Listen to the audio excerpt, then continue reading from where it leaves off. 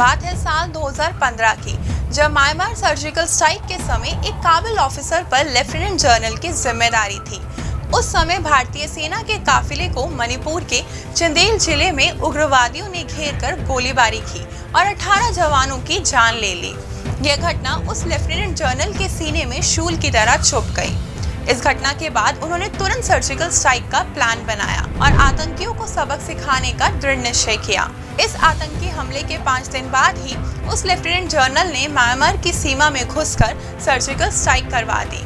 उनके द्वारा चयनित किए गए बेहतरीन पैरा कमांडो ने 38 उग्रवादियों को मारकर अपने जवानों की शहादत का बदला लिया। इस ऑपरेशन के लिए सरकार से स्वीकृति लेते हुए उन जनरल ने पहले ही दावा कर दिया था कि अगर सर्जिकल स्ट्राइक में कुछ गलत हुआ तो उसकी पूरी जिम्मेदारी वही लेंगे।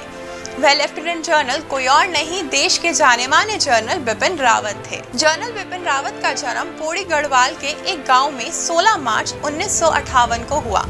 इनका परिवार पीढ़ियों से सेना में रहा है। उनके पिता लक्ष्मण सिंह रावत लेफ्टिनेंट जनरल के पद पर कार्यरत थे। ऐसे परिवार से आने वाले बिपिन रावत ने करियर के रूप में सेना को ही चुना। स्कूली शिक्षा के बाद बिपिन रावत ने इंडियन मिलिट्री एकेडमी देहरादून से आगे की पढ़ाई पूरी की। उसके बाद उन्होंने इंडियन मिलिट्री एकेडमी में एडमिशन लिया और देहरादून चले आए। यहाँ उनके परफॉर्मेंस को देखते हुए उन्हें पहला सम्मान पत्र मिला, जो स्वॉर्ड ऑफ ऑनर से सम्मानित किया गया। उसके बाद उन्होंने अमेरिका में पढ़ाई करने का मन बनाया और वह अमेरिका चले गए। यहाँ उन्होंने सर्विस स्टाफ कॉलेज में ग्रेजुएट किया। साथ में उन्होंने हाई कमांड कोर्स भी किया। जनरल रावत फिर अमेरिका से लौट आए और उसके बाद उन्होंने आर्मी में शामिल होने का मन बनाया। उन्हें अपने प्रयासों में सफलता 16 दिसंबर 1978 में मिली। उन्हें गोरखा 11 राइफल्स की 5वीं बटालियन में शामिल किया गया। यहीं से उनका सैन्य सफर शुरू हुआ। यहाँ उन्हें सेना के अनेक नियमों और टीम वर्क समझने का मौका मिला। गोरखा में रहते हुए उन्होंने आर्मी के अनेक पदों पर काम किया, जैसे crops, GOC, southern command, IMA Dehradun, military operation directorate में लॉजिस्टिक स्टाफ ऑफिसर के पद पर भी काम किया।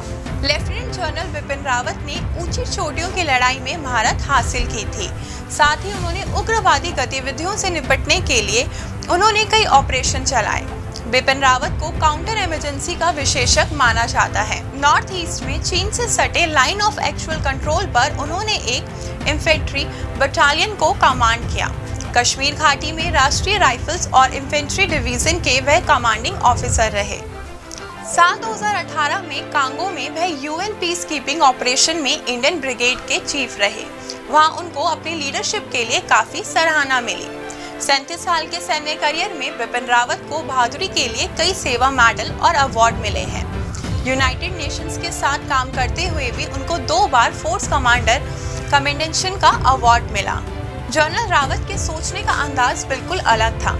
वो देश की सुरक्षा व्यवस्था और खासकर सेना के सामने मौजूद चुनौतियों को बेहतर समझते थे। संसाधनों की कमी के बीच सैनिकों को जिम्मेदारियां निभाने में कितनी मुश्किल आती है, वह ये भी जानते थे।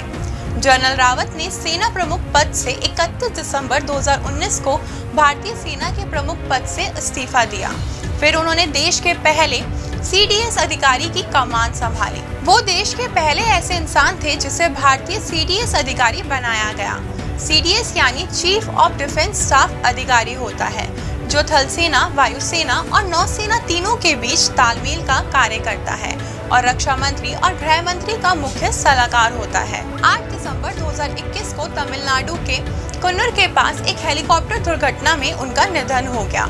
जनरल बिपिन रावत के साथ उनकी पत्नी मधुलिका और भारतीय सेना के 11 और अफसरों की भी इस भीषण हेलीकॉप्टर क्रैश में मौत हो गई। दोस्तों, अब आइए जानते हैं देश और दुनिया की आज की तारीख यानी 16 मार्च की अन्य महत्वपूर्ण घटनाओं के बारे में। आज के ही दिन साल 1751 में अमेरिका के चौथे राष्ट्रपति जेम्स मैडिसन का जन्म हुआ।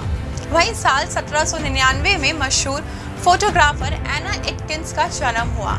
आज के ही दिन साल 1926 में दुनिया का पहला लिक्विड फ्लूइड रॉकेट लॉन्च किया गया। साथ ही साल 1945 में दूसरे विश्व युद्ध के दौरान जर्मनी के वर्शबर्ग शहर पर ब्रिटेन ने हवाई हमला किया।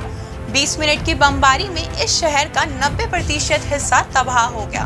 वही साल 1968 में वियतनाम युद्ध के समय अमेरिकी सेनाओं ने सैकड़ों निर्दोष लोगों को मौत के घाट उतार दिया।